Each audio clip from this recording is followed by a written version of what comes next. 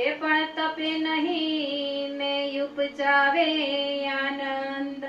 હે ગુરુ મારા ગારુડીને મુજ પર કીધી મેર। આ મોરો બતાવ્યો મરમનો ને ઉતરી ગયા સર્વે ઝેર। तो के सतगुरु कीजे तो ऐसा कीजिए जैसो पूनम का चंद। तेज आपे पण तपे नहीं अने उपजावे आनंद। तो के सतगुरु सने ई शीतलता आपे छे। चंद्रमामा सने शीतलता छे अने सतगुरु आपने शीतलता आपे, शांति पमाड़े। એટલે કીધું ને કે શાંતિ પમાડે એને સંત કહીએ। વીરા મારા શાંતિ પમાડે એને સંત કહીએ। એના દાસના દાસ થઈને રહીએ। દાસનાય દાસ થવાનું, ઝીણું બનવાનું। આગળ વાણીમાં કીધું ને કે ઝીણા બનવાનું છે। હું પણ નથી ભોગવાનું, હું પણ હોય ને તો જાડું, હું ને ગાળવાનું છે, ગળી જવાનું, આ જ્ઞાન હિમાળે ગળવાનું છે। તો આ પૂનમનો ચંદ્ર જેવી શીતળતા આપણે એવી જીવનમાં ઉતારવાની છે। તો કે આજે અમાસ છે। તો અમાસ ને આપણે આપણું જીવન કેવું હતું કે અમાસના અંધકાર જેવું, કે અજ્ઞાન રૂપી અંધકારમાં આપણે ભટકતા હતા।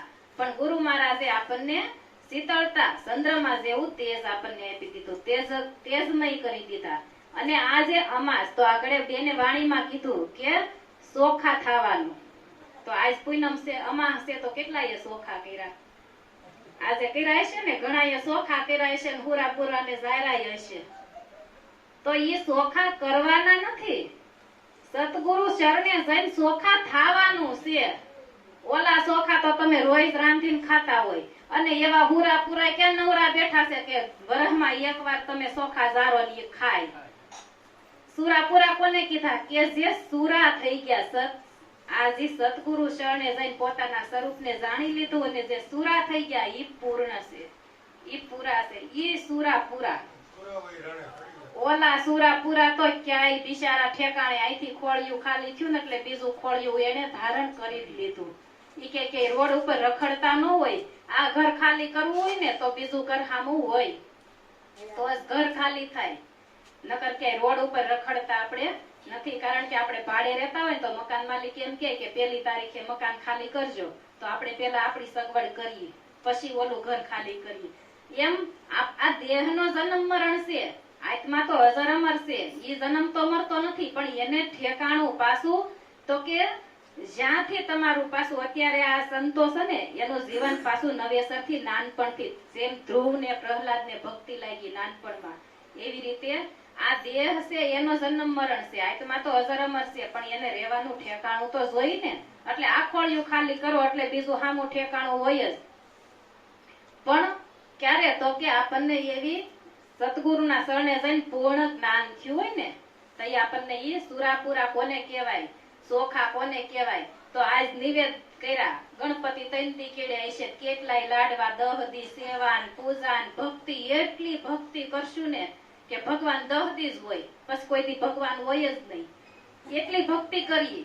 તો ભગવાન કોને કહેવાય કે જે જન્મે નહીં અને મરે નહીં, એને ભગવાન કહેવાય।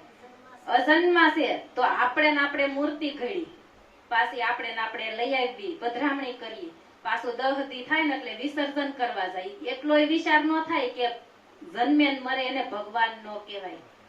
ગણપતિની સેવા પૂજા, ગણપતિની સેવા કરો છો, ઈ ગણપતિ તો એનાથી પર છે, એનાથી નિરાળો છે, ઈ દેહમાં ઈ ઘાટમાં જન્મ મરણમાં આવતો નથી, પણ તોય આપણામાં એટલી અજ્ઞાનતા છે કે આપણે એ સમજતા જ નથી કે આ સોખા કેમ કરવા। ગુરુના શરણે ગયા ને, આપણને ગુરુ મહારાજે સમજાઈને આપી, સોખાઈ કરી દીધા, બધુંય સમજાયું, કાઢી નાખ્યું, નિરોગી બનાવી દીધા।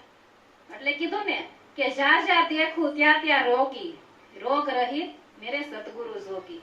તો કે સતગુરુ છે ને આપણને નિરોગી બનાવી દે, પણ ઘેરે જાય પાછા ઈ કોઈને કામનો રોગ લાગુ પડ્યો, કોઈને ક્રોધનો રોગ લાગુ પડ્યો, કોઈને લોભનો રોગ લાગુ પડ્યો, કોઈને મોહનો લાગુ પડ્યો, પણ ગુરુ મહારાજે તમને ઈ બધુંય કાઢી નાખ્યું છે, નિરોગી બનાવી દીધા છે, પણ તોય આપણે પાછા ઈના ઈ જ રહી છે રોગી।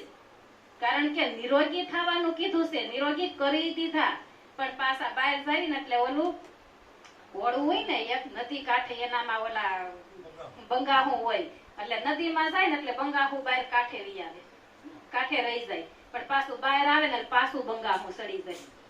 પાછું નદીમાં જાય તો બંગાહું વહી કાંઠે હોય આવી જાય, પણ પાછી બહાર આવે એટલે બંગાહું. પણ તું રસ્તો ફેરવી નાખ. ગુરુ મહારાજે રસ્તો ફેરવી દીધો છે, સત્યના રાહે તને હકાવી દીધો છે. ગુરુ મહારાજે તો તમને અહીંયા હકાયો, પછી ગુરુ મહારાજ રસ્તો બતાવે, પછી અહીંયા હાલવું આપણે પડે. કારણ કે આપણે એમ કહીએ ને કે ગુરુ અમાર ઘણા એવું આપણે સાંભળેલું છે કે અમે ગુરુ કર્યા પણ ગુરુ કાંઈ છે નહીં. ગુરુમાં તો બધું છે, તારામાં કાંઈ નથી. તું નથી લેતો, તું સમજતો નથી. ગુરુએ સમજાવ્યું પણ આપણા સમજણમાં આવ્યું નથી. એટલે કીધું કે અમૃત પાયું પણ પીધું નહીં, પીવાની જુક્તિ નો જાણી. કાં તો ગુરુ જ્ઞાન વિનાના, કાં તો પીવામાં આવ્યું પાણી. કારણ કે ગુરુમાં જ્ઞાન છે. અમુક ગુરુ એવા હોય કે ભાઈ ગુરુ તો કેટલી પ્રકારના છે, તો ઈ એવા મળ્યા હોય તો તમને જ્ઞાન ન થાય. પણ જેને જ્ઞાન આપ્યું તો તમારામાં ખામી છે. કારણ કે ગુરુએ તો તમને બધાને પૂર્ણ, ગુરુની દ્રષ્ટિમાં ભેદ હોય નહીં. ગુરુ તો અભેદ છે. ઈ તમને એક જ સરખું જ્ઞાન, એક જ સરખો જ્ઞાન રસ પાયો છે, પણ આપણી સમજણમાં બધાની સમજણ જુદી જુદી છે. સમજણ એક હોતી નથી. કારણ કે સમજણ ફેર છે. કોઈને હરખું સમજાય, કોઈને અવળું સમજાય. એટલે આપણને આ અંજવાળા સદગુરુ મહારાજે કરી દીધા, પણ તોય આપણે અંધારામાં જ ભટકીએ છીએ. અને કામ ને ક્રોધ ને લોભ ને ઈ બધા રોગમાંથી બહાર નીકળતા જ નથી. પણ ઈ રોગ ક્યારે જાય તો કે આ જ્ઞાન રૂપી ગંગા. ઓલી ગંગામાં નાવામાં હમણાં ભાઈ બી જાય છે ને, એટલે ન્યા નાવાનું માયતમ પાછું ગુરુ પાસે તો ક્યાં હોય. ગુરુ મહારાજ ને તો માને, પણ એમ કે ઈ તો કરવું પડે ને. ગુરુ મહારાજ તો કે અમે તો ગુરુ ધાર્યા, અમે કઈ માનતા નથી, પણ તોય કરવું તો પડે. ગૌઢા કે ને એટલે કરવું પડે. આજુબાજુ વાળા જાતા હોય એટલે આપણે જાવું પડે. નકર જગત આપણને એમ કે આ તો નાસ્તિક છે, કઈ માનતા નથી. પણ તું બીજાથી હું કામ બીસો? બીજાથી બીસો હું કામ? કારણ કે ગુરુ મહારાજે એક જ દર્શાવ્યો છે, તું એક જ છો. એટલે કીધું કે એક સતા બી કોની તને છે, બીજો જાણીને તું બીતો ફરે છે. રાખ હિંમત તો નિર્ભય થાય, સદગુરુ વિના તને કોણ છોડાવે. તો કે આ સદગુરુ છે ને નિર્ભય કરી દેશે, પછી એને કોઈ પ્રકારનો ભય રહેતો નથી. પછી અહીંયા અખંડ અંજવાળા થઈ જાય છે. ઈ સુરતા પછી લેરું લે. સદગુરુના દેશમાં ઈ સુરતા વૃત્તિ છે ને ઈ બહાર ભટકતી હોય, પણ ઈ સદગુરુ વૃત્તિને ઠરીને ઠેકાણે બેહારી દેશે. ઠરીને ઠેકાણે બેહે ને તો ઈ સદગુરુના દેશમાં ઠેરાય છે, અને પછી તો એને શાંતિ થાય છે. એટલે એક વાણીમાં કીધું કે વરતીના વેગ સૌ વેગળા થયા ને ઠરવાનું મળ્યું છે ઠેકાણું રે. હાજી કા તો ગુરુજી ના જ્ઞાન વિનાના, કા તો ઈ પામર પ્રાણી રે. હાજી કા તો ગુરુજી જ્ઞાન વિનાના, કા તો પામર પ્રાણી. કારણ કે ઈ પામર પ્રાણી છે એટલે એને સમજણમાં આવતું નથી. ગુરુ મહારાજે તો એને હંસ બનાવી દીધો. બગલો હતો, ક્યાંય કાદવ કિસડમાં રખડતો હતો, ક્યાંય મોઢા મારતો હતો. પણ ગુરુ મહારાજે તો એને માનસરોવરનો હંસ, આ માનસરોવરના હંસ છે બધા, માનસરોવરનો હંસ બનાવી દીધો, હાસા મોતીનો સળનારો. પણ પાછો તો ઈ જાત્યા પાછા મોઢા મારે તો એમાં ગુરુનો કોઈ કાંઈ વાંક હોતો નથી. ગુરુને દોષ કોઈ હોતો નથી. ઈ પામર પ્રાણી છે એટલે ઈ બધી પાછો ભટકે છે. અને ઈ હાસા મોતી છે ને ઈ પાછા ખરે ખબરું થાય હો.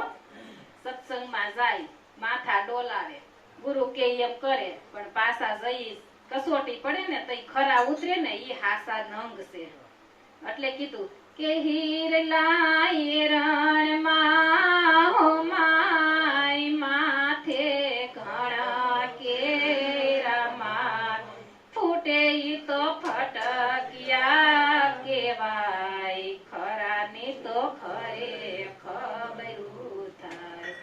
આવો ને સે સલરાયા પણ પ્રેમ થકી મળીએ હોજી. એજી પૂરા સંત હોય ત્યાં ભળીએ હોજી.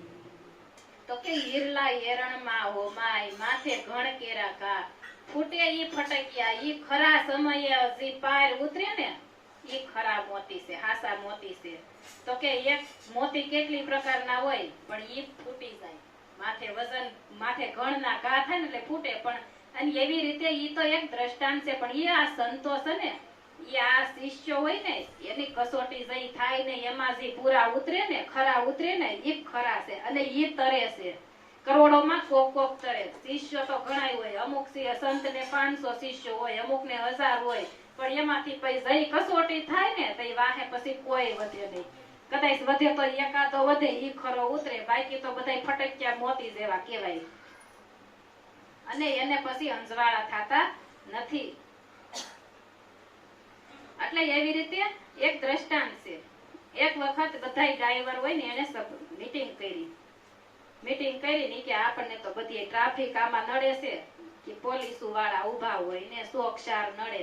એટલે મીટિંગ કરી. તો મીટિંગ કરીને એટલે એક બે ડ્રાઈવરે કીધું કે આમાં તો પાયલોટ હોય એ ડ્રાઈવર જ કહેવાય. તો પાયલોટ ને બરકી. તો પાયલોટ ને બોલાવ્યા. તો પાયલોટ કે આમાં અમારું કઈ કામ છે નહીં, કારણ કે અમે ડ્રાઈવર તો પાયલોટ તો ખરા વિમાન નાખવા વાળા, પણ અમારું આમાં કઈ કામ હોય નહીં. અમારો તો વિહંગમ માર્ગ છે.